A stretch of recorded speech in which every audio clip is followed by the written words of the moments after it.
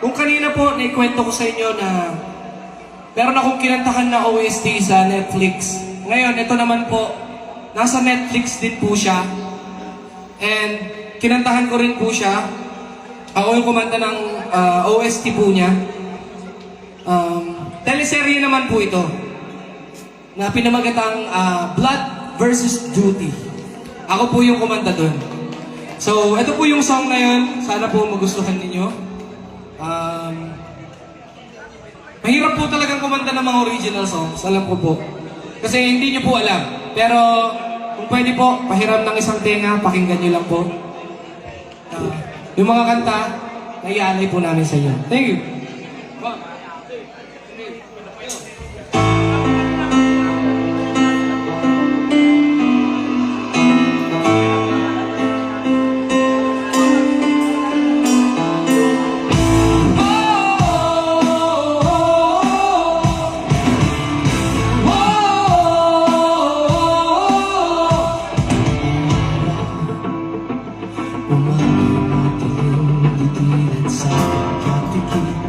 Sa gitna ng laking susunugin ang tono ng naghahangyan.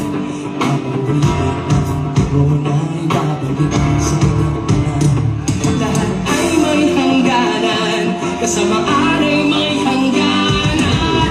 Kung ang batas ay para lang sa ilan, at ang justisya ay pinipili na lang, hindi naman nanahimik naman, hindi na magpapagamit sobrang, hindi na matatakot, hindi na aatras, lalaban maninindigan. Mas mahirap na ngayon ang sitwasyon, kami naging kalaban noon, tulog ng sistema, tulog prinsipyong tuwid na baluktot, sa mali di makikisabay, kapalit man aking buhay. Kung ang batas ay para lang sa ilan, at ang justisya ay pinipili na lang, hindi naman nanahimik naman, hindi na magpapagamit sobrang, hindi na matatakot, hindi na aatras, lalaban maninindigan.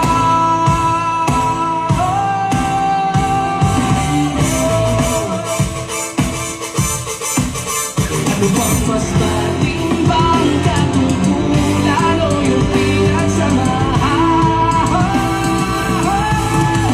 Dahil minsan ay magkakaibang pinangunan, ngunit parehong pinanyanakan. Pagsanay para sa totohan, kung sasabihin na wala akong magagawa, kung nabigay na mag-isa, kung lahat ay kasama na tumindi. Kung ang batas ay para lang sa ilan, at ang justisya ay pinipili na lang, hindi naman nanahimik naman, hindi naman papagamit sobrang, hindi naman tatakot, hindi na aatras, lalaban panindigan.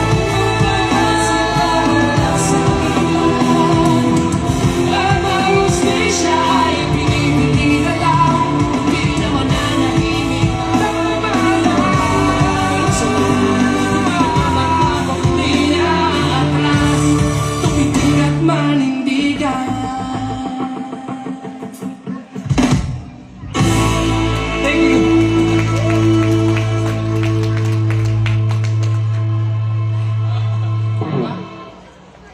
Ay, ako ba? Konting background lang po dito sa susunod naming kakantahin. Medley po ito na dapat kakantahin ko po siya nung huling tapatan ng Season 6 Tawag ng Tanghalan.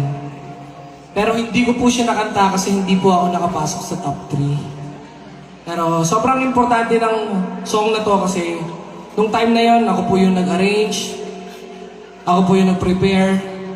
Pero yun nga, hindi ko po nakanta. Nakanta ko po siya sa Showtime nung nag-champion na po ako. So, sana po magustuhan ninyo. Ito po yung mga awitin ng Sugar Free. Sana po magustuhan ninyo. Let's go! One.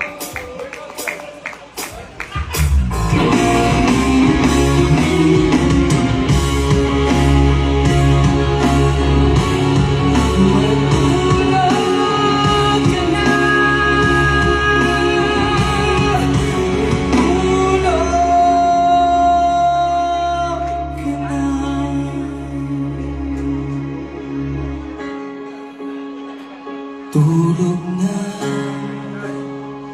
mahal ko. Hayaan na muna natin ang mundo ito. Di ka na tulog.